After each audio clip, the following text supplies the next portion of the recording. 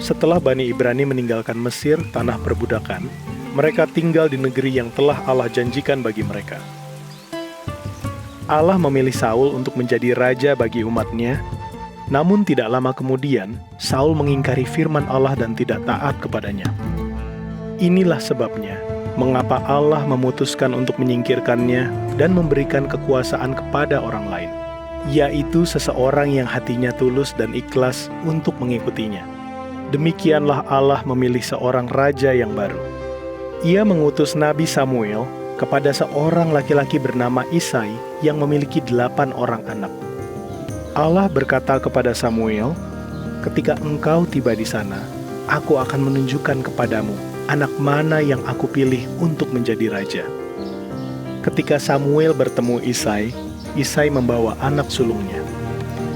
Samuel melihat bahwa anak ini tampan dan gagah, dan berpikir dalam hatinya bahwa pastilah dia orang yang akan dipilih Allah untuk menjadi raja. Tetapi Allah berkata kepadanya, "Samuel, jangan terkecoh penampilannya atau perawakannya, karena ia bukanlah orang yang aku pilih. Aku tidak melihat seperti manusia melihat. Manusia melihat penampilan lahiriah, tetapi aku melihat hati." Isai membawa anak keduanya kepada sang nabi. Namun Samuel mengatakan kepadanya bahwa bukan dia yang dipilih oleh Allah. Demikianlah seterusnya hingga anak Isai yang ketujuh. Akhirnya, Samuel bertanya kepada Isai, "Inikah semua anakmu? Masih adakah yang lain?"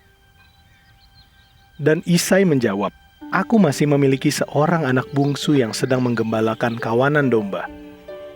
Sang nabi berkata, "Suruhlah seseorang untuk menjemputnya, karena aku tidak akan makan hingga ia tiba di sini."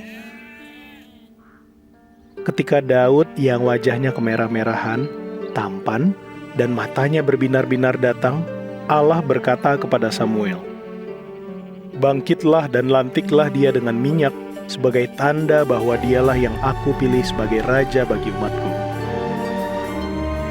Samuel melakukan persis seperti yang Allah perintahkan kepadanya.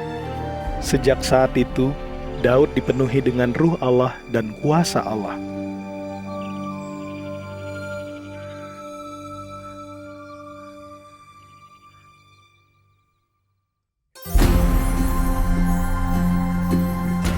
Kriteria apa yang Allah gunakan ketika memilih Daud?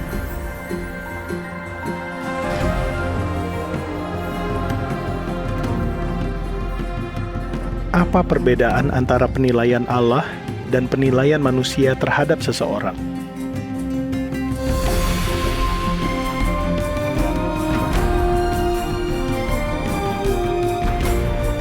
Bagaimana dengan Anda?